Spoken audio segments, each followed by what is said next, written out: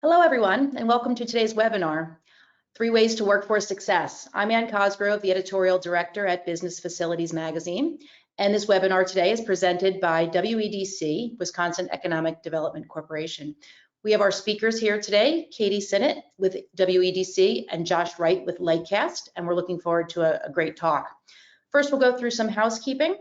I just want to let you know what the agenda is today. We're going to talk about who's going to do the work, the fast-changing economy, and then some solutions and innovations that you might want to think about for your companies today. So the reason we're having this talk is that finding the best workers for today and for the future continues to be a challenge across virtually all industries, and companies are responding with a renewed focus on training, upskilling, finding new workers in different pockets of resources. So we're going to talk about the labor landscape today and some ways to find and sustain your best workforce. I do want to mention we'll have a Q&A toward the end. Feel free to type in your questions at any time, and Katy and Josh will address them.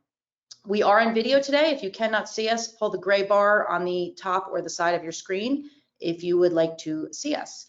Again, send in your questions at any time. Okay, I just want to let you know we'll also talk about some information on our upcoming Business Facilities Live Exchange event that we host in April. So please stay tuned at the very end for that. So right to the meat of it, Katy and Josh. Katy Sinnott is Vice President of Global Trade and Investment with WEDC, that's the Wisconsin Economic Development Corporation. And in her role, she's responsible for developing and implementing strategies to grow Wisconsin's economy in a number of key areas. 2 of those I'll point out are helping Wisconsin companies expand and accelerate their exports, and also attracting foreign and national investment into Wisconsin.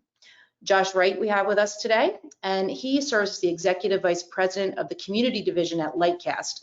And that's a global leader in labor market analytics, as many of you may know out in the audience. Josh's team works with economic development, workforce development, site selection, and CRE organizations across the US and Canada. And these organizations use Lightcast's real-time insights to reach their goals. So hello, Katy. Hello, Josh. Thanks for being here with us today. We will jump right into it, but I do want to kind of just set the stage and point out again, as I mentioned, finding the best workforce is a continuing challenge for companies, and it's one that doesn't appear to be abating in 2023. So let's look at that first item on the agenda today. Who's doing this work today? So Josh, can you kick it off and talk to us about what Lightcast has found?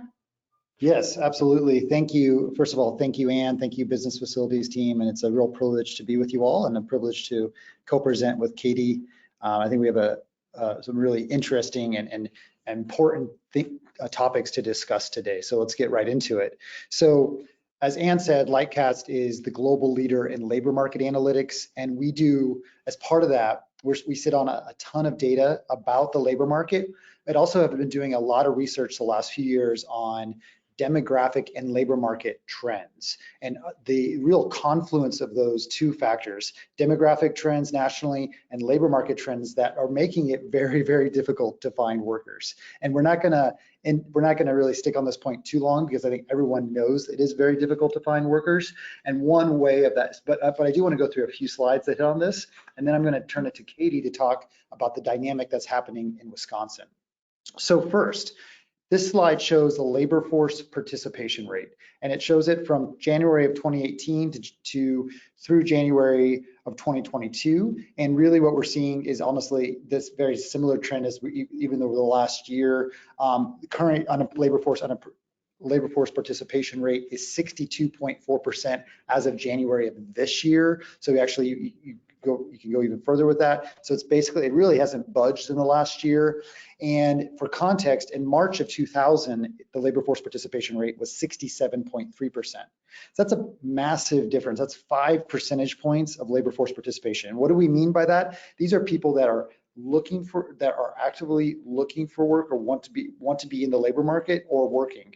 And you can see that we saw a massive drop during the pandemic. Everyone knows that, but as the jobs numbers have come back, the labor force participation hasn't come back, meaning that there are key segments of the labor force, people, older folks, younger folks, we'll get into that here in a little bit, of people who are not engaging in the labor force, and companies, you all, who are looking actively at how to grow, how to expand, where to put sites. it's a very difficult dynamic because there just aren't enough people to do the work. This is another indication of this. So these are two big numbers, and I just want to unpack these here very quickly.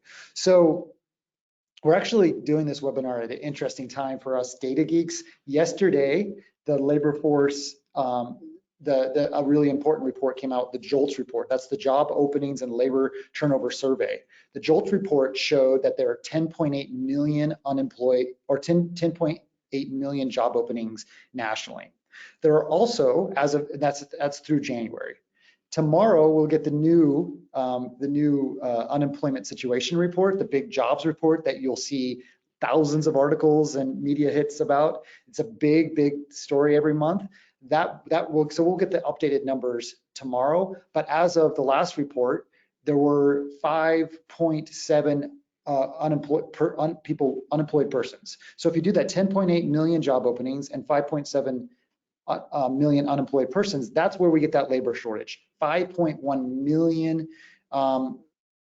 more, there are 5.1 million more job openings than available workers on that left. On the right, though, you might be saying, what are we talking about there? What are these missing workers?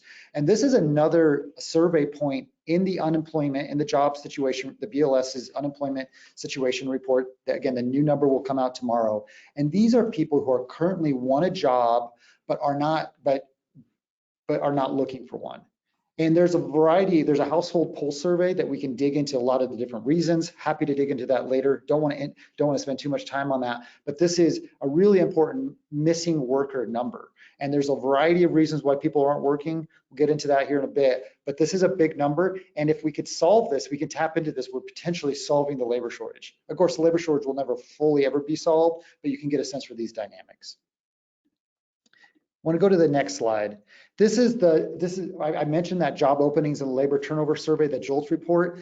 This is just a trend line since 2000 of that jobs opening number. You can see the volatility of that, the drop during COVID. Pre-COVID, there were 7 million job openings. Now they're roughly 11 million. Again, what I said earlier, 10.8 million job openings in the labor market right now. And I think this number is probably the most astounding, and that is that there are 1.9 openings for every unemployed person.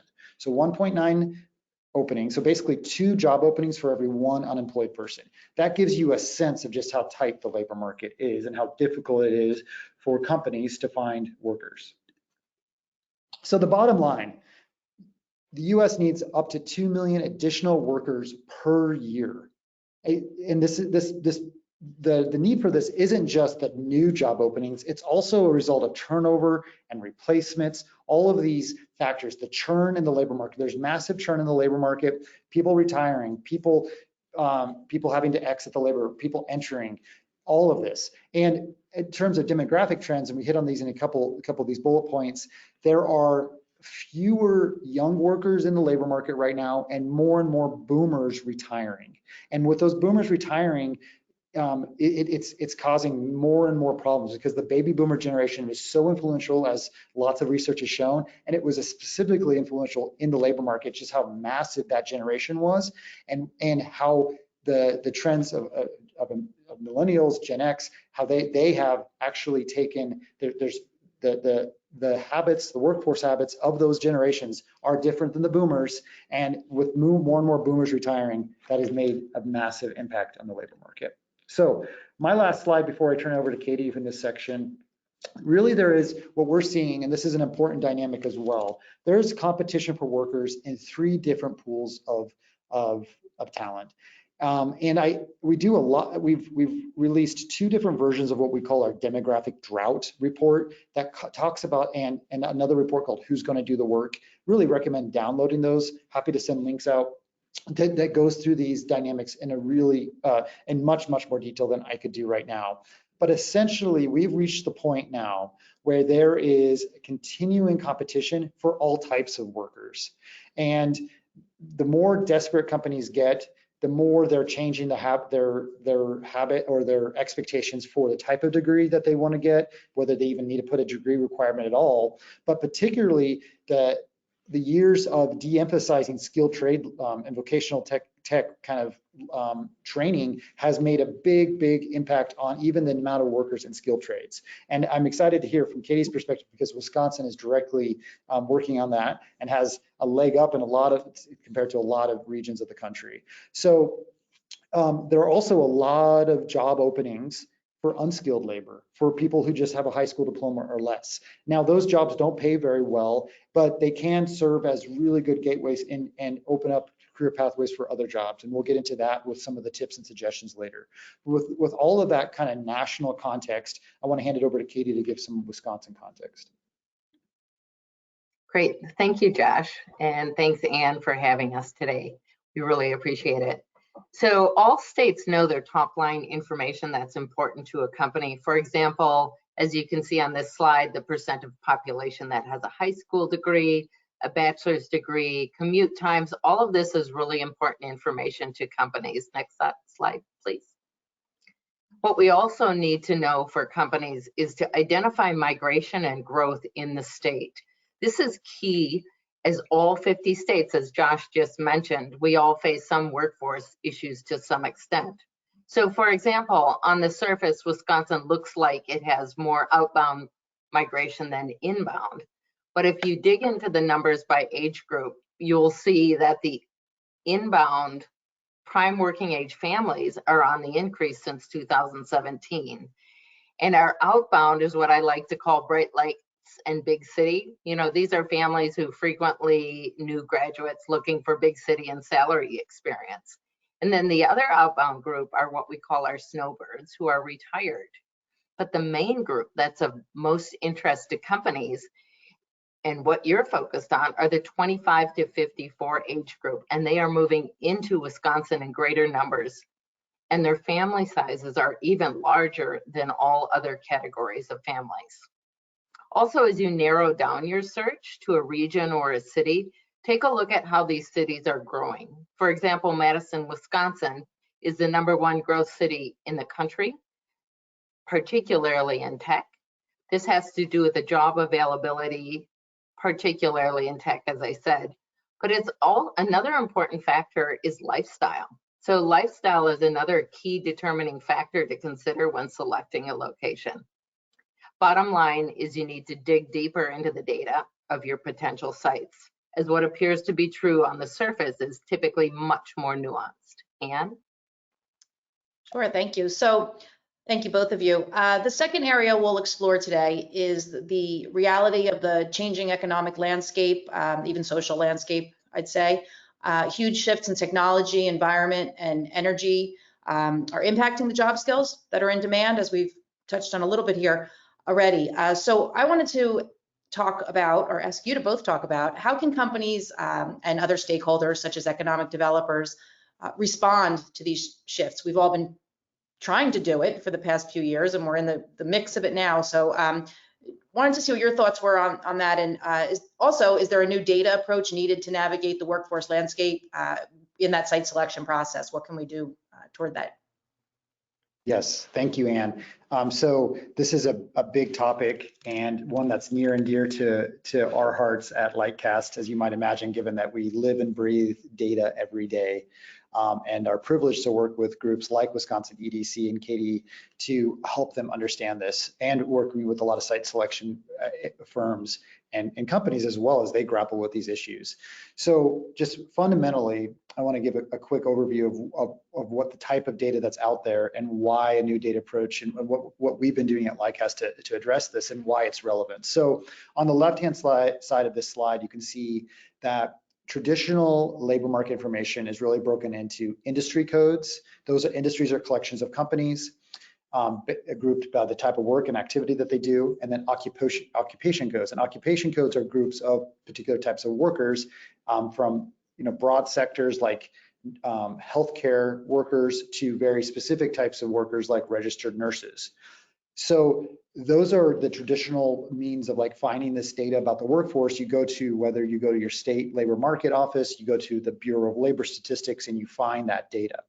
Not only are there a lot of holes in that data and it's outdated, it's really valuable things, but it's hard to piece it all together. That's where Lightcast, formerly MZ, and Burning Glass, we just came together the last couple of years to bring all that data together. We've also, on the government data side, we've also realized the value over time of looking and aggregating job posting or online job ad information from companies, job boards, websites, job websites, individual company websites, using spiders or crawlers to pull all that data back and aggregate hundreds of millions of job postings, but also look at online resumes and profiles and be able to see the supply of workers. And then to put newer taxonomies like our Lightcast occupation taxonomy that allows you to drill down from not just a web developer, but an Android developer, an iOS developer, and understand like very specific nuanced job titles.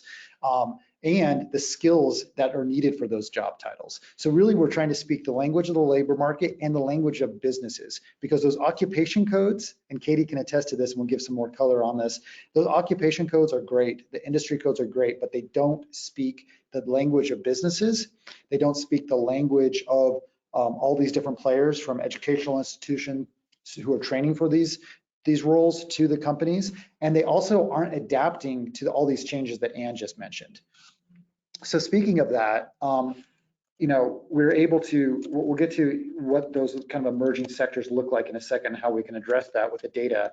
But it's also really interesting and really powerful to be able to see the economy through the lens of skills. And if you are familiar with Lightcast, you'll know that we've been talking and writing and researching and putting data and new products and services out about this for several years because it is so vitally important. And that is because a person's skills aren't just it's a unit of how you think about how they are able to do work, how the work needs to get done. It isn't a degree. It isn't there isn't one other like kind of just obvious way to do that other than skills. Now there are lots of ways to measure how the aptitude of those skills, understanding human or soft skills versus hard and technical skills. There's a lot of dynamics that go into skills. We won't go into all of that today, but by looking from a skills perspective, you can really start to see specific gaps and surpluses and adjacencies and relationships that allow you to say, ooh, we can actually get someone into an emerging sector based off of the work that they've done in another sector.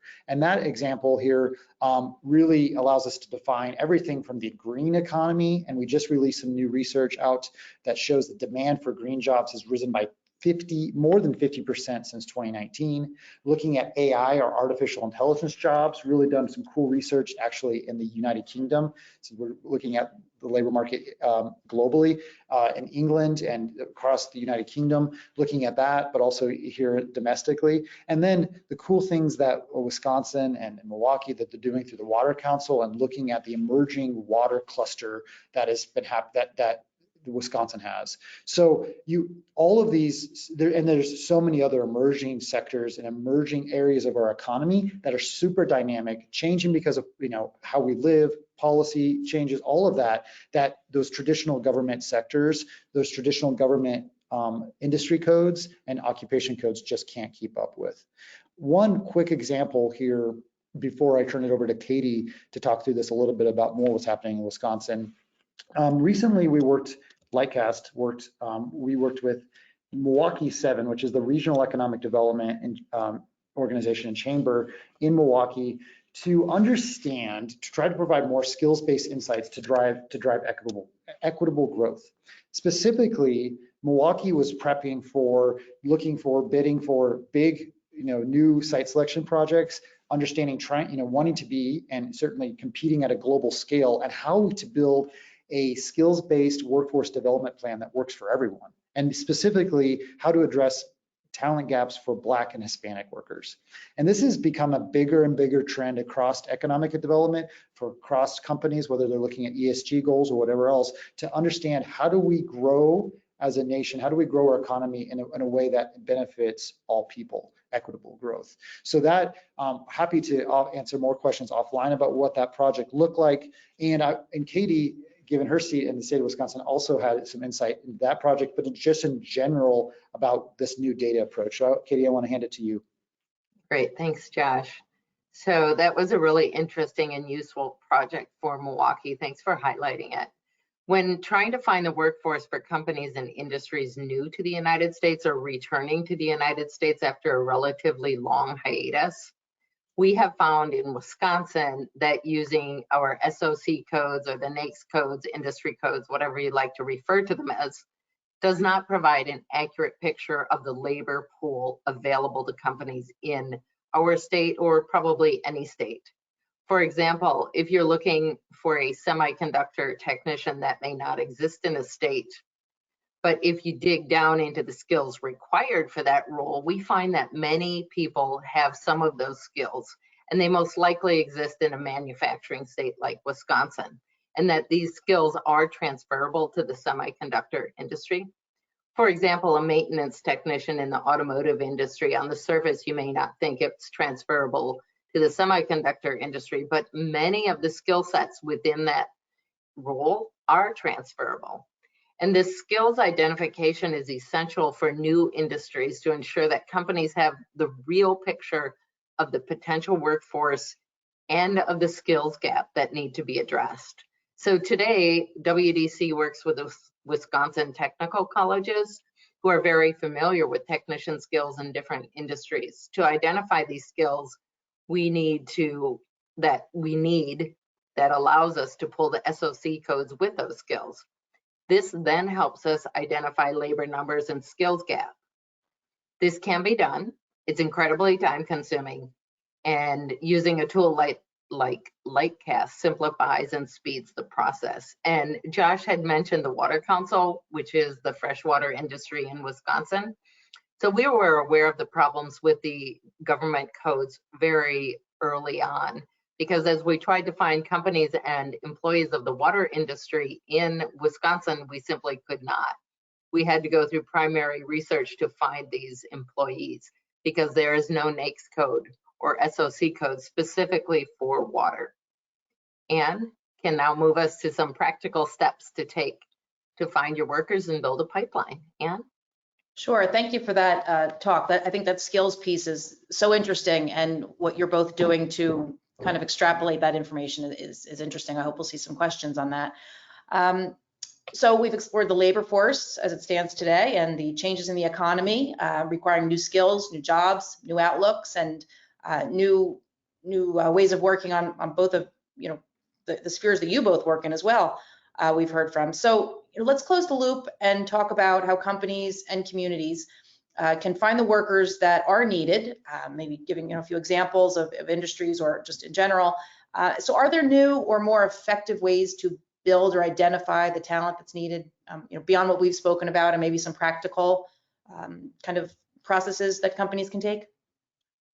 Yeah, absolutely, Anne. Thanks for setting that up. And this is where the fun stuff in my mind happens. I love data, but I also love the practical application of it, because that's what matters the most. And so our first tip here is to talk about this looking at adjacent skills to unlock new talent pools. So to your point, Anne, and what Katie was saying, like it just created this tight labor market and the conditions that we're in and how volatile everything is in the economy is really necessitating not just a new data approach, but also just creativity, more cleverness in terms of like how do we creatively attack this problem? How do we solve the workforce shortage? And one thing we've been doing a lot at Lightcast, and our clients have been doing a lot, is trying to unlock these new talent pools by thinking, okay, well, we have folks in existing roles, but if they can upskill or reskill and understand the specific hard skills or softer human skills that they need to become more proficient in, they can then open up and go into much more in-demand jobs, can fill those roles, and provide a really nice sustainable living wage for their families or for themselves.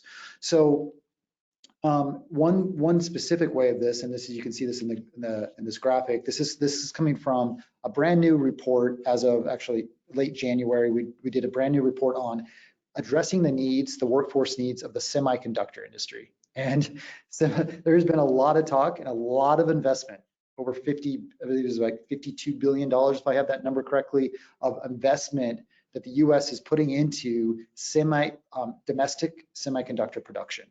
And that is going to necessitate a huge number of new workers. In fact, our research shows that if we want to double our semiconductor production in the US, we're going to need 236,000 new workers to do that across the US. Our full report is available. You can look at which, we have a ranking of 200 metro areas, the ones that are most ready for that, to have the labor force ready to do that. But when we talk about adjacent skills, I'm going to go to my next slide here. You can actually see, actually before I touch on this, I'll just touch on this example. If you want to go and understand the overlap, from example of what about an electrical technician to a calibration technician, what's the overlap and what's needed to go from one role to the next. And we can do this across any roles using the data that we have and the skills that were associated with each of these job titles, occupations, and the like.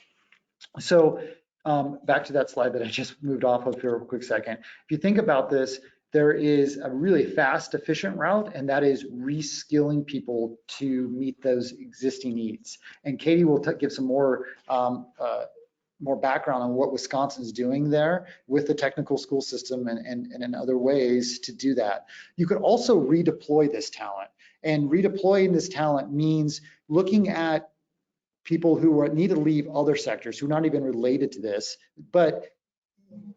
and that's also a creative way to do this. But if you look at that redeploying of talent, that means that you're going to have a gap in those other roles, whether they're working in hospitality, retail, whatever that might be. So it's really important to have a good pulse on your talent, the talent pipeline in a region. If you're a company, what's going on, and have great relationships to think about how is your most important, biggest asset, and that is your labor force. How are you going to meet those needs for today and tomorrow? So that's our first tip, to think about skills adjacencies. Secondly, the second tip is to think about what we're calling hidden workers. And actually this term hidden workers, there's a link here at the bottom. You can see it from the Harvard Business School, Managing the Future of Work, looked at the whole research around hidden talent pools or hidden worker pools. And there's examples of these in all these different sections, whether you're talking about people who are ex-offenders, veterans, long-term unemployed, people with disabilities.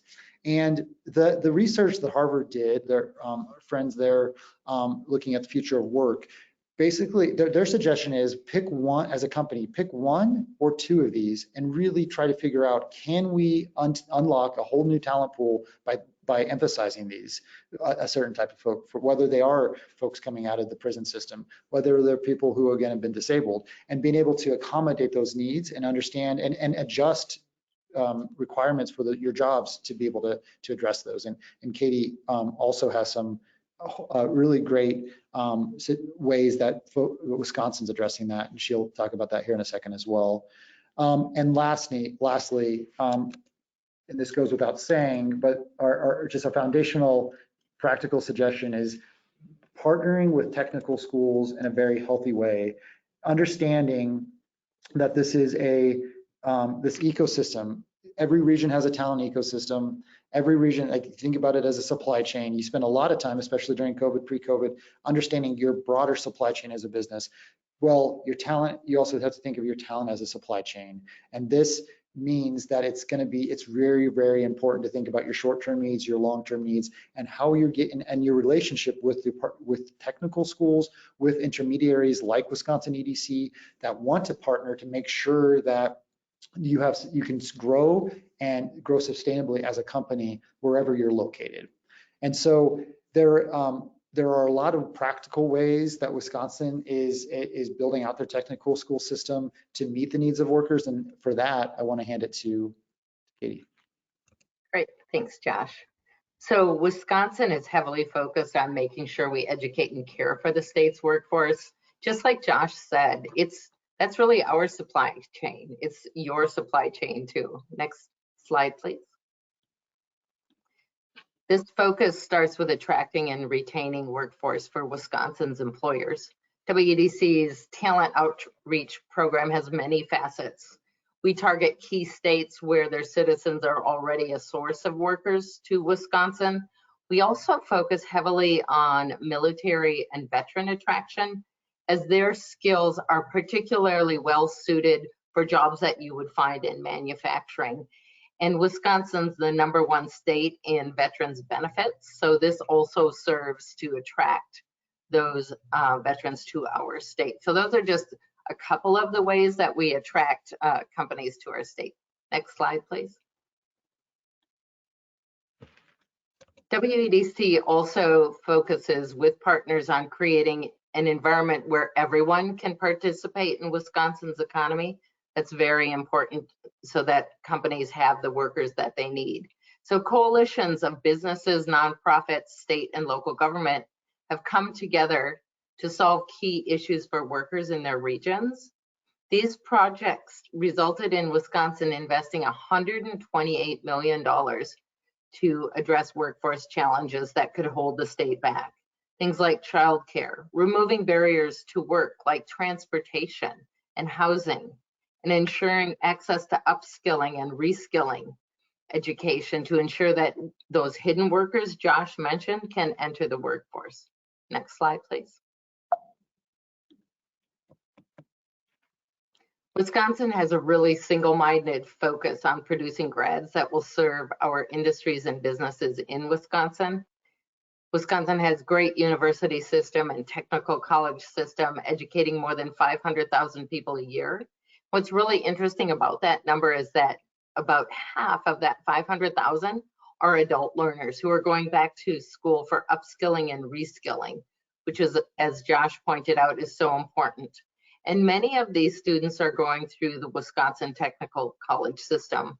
Before I move to the technical system, I do want to comment momentarily on the university system that's producing the 4-year master's and PhD graduates. So those two are very important for the semiconductor industry and other industries that are coming into the state. But what we have learned from those companies looking to land in the Midwest is that they look at the Big Ten system as very capable and very large to produce the engineers that they need.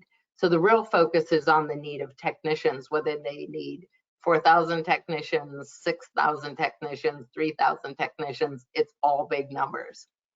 So technical colleges, next slide please, are a company's partner.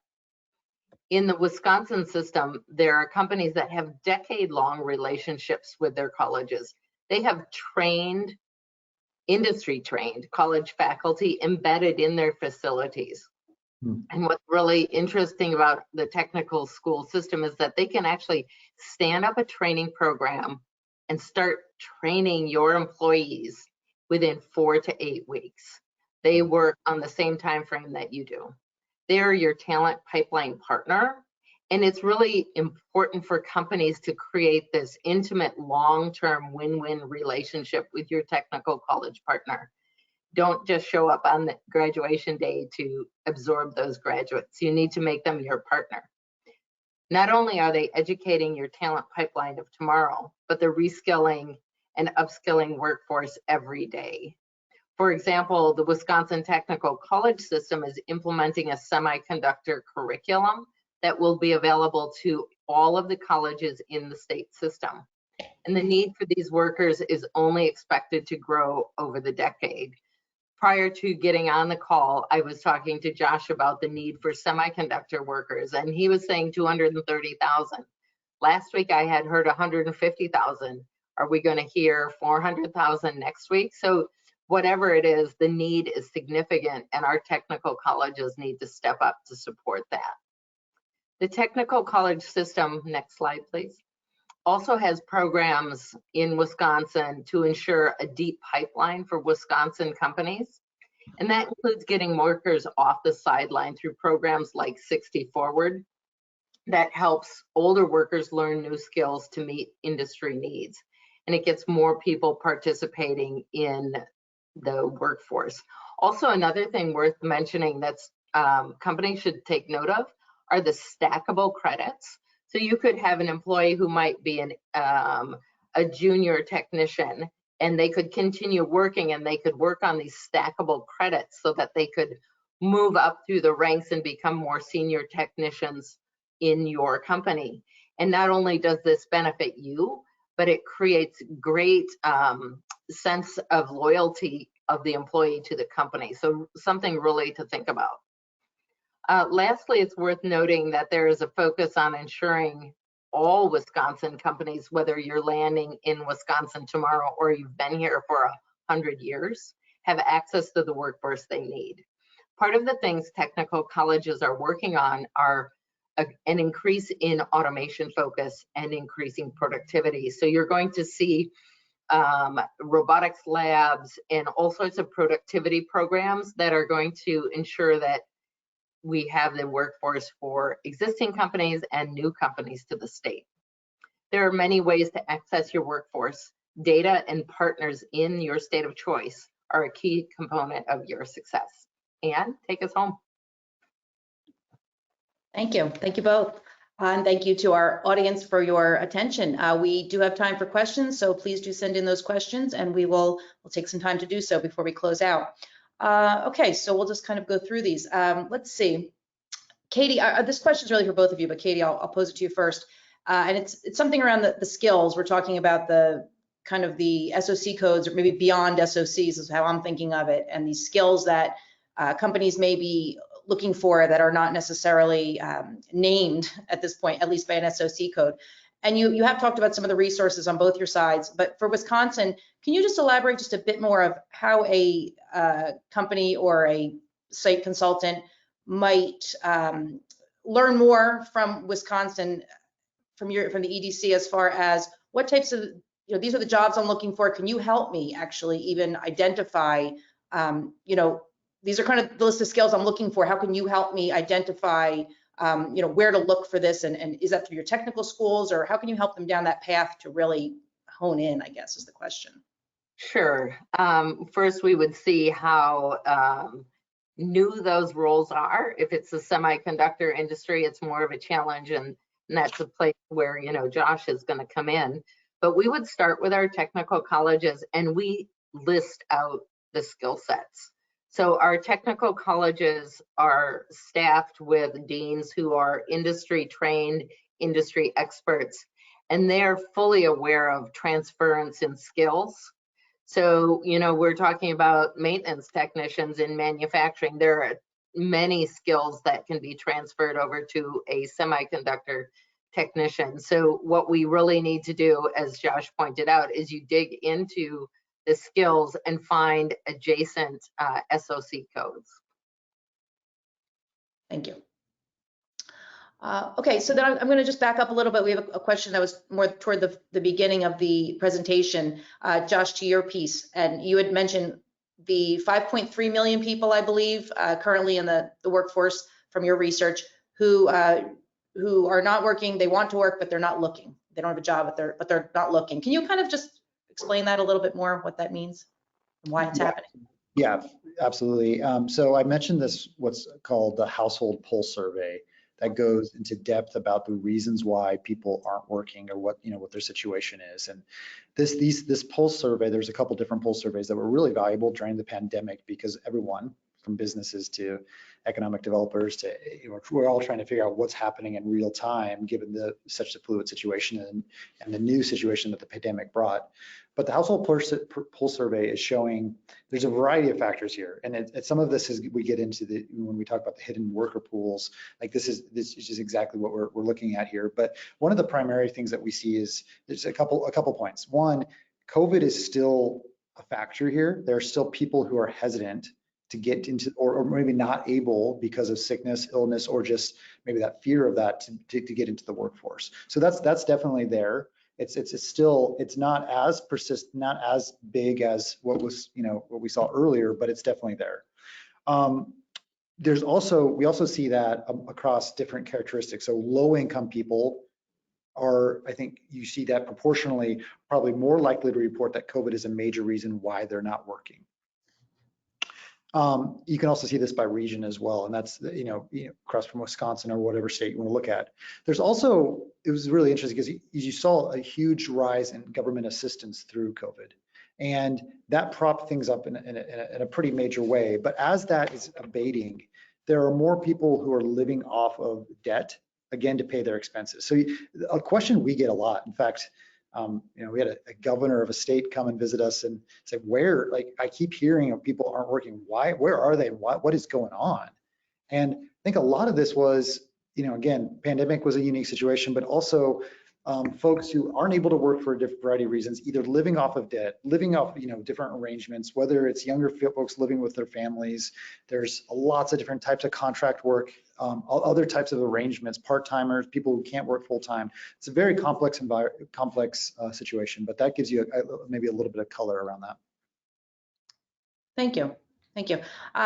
Okay, so we have time for maybe one last question here, and I'll direct this to you, Katy. It's specifically about the $128 million in innovative solutions that was in one of the slides toward the end there. There was housing, childcare, transportation, all these things. So the question is specifically toward what is Wisconsin doing towards that housing aspect and toward childcare? As Josh had just alluded to, kind of the human and the personal aspects are really playing into people in the workforce, to one degree. So can you talk just a little bit about what's available from Wisconsin through that funding?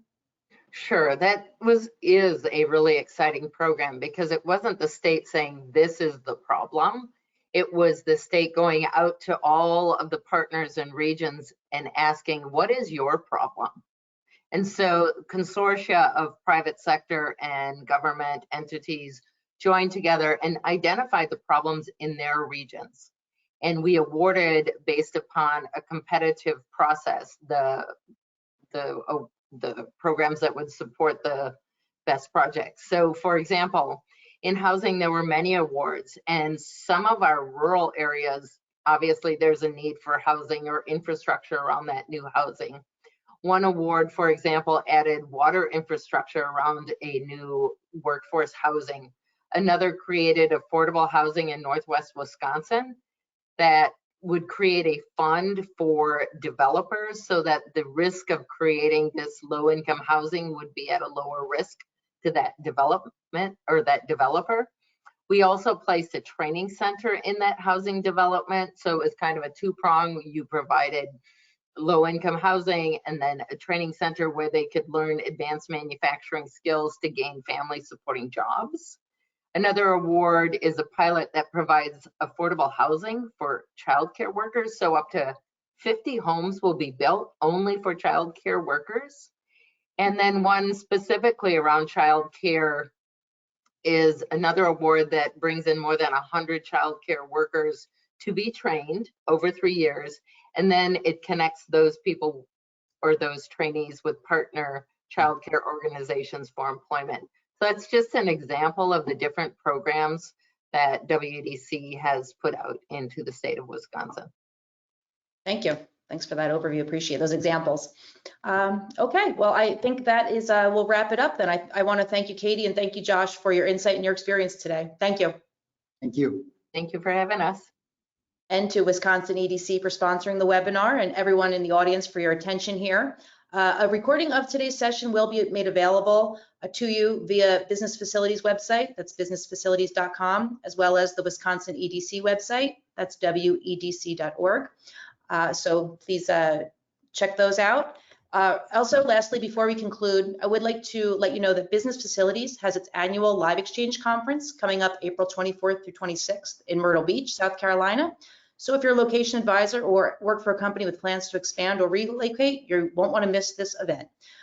Please check out our information at bfliveexchange.com. There's multiple networking events. There's one-on-one industry meetings with economic developers and an executive conference program. So please check that out. The website is right there. Thank you, everyone. Have a great afternoon. Bye-bye. Thank you. Thank you.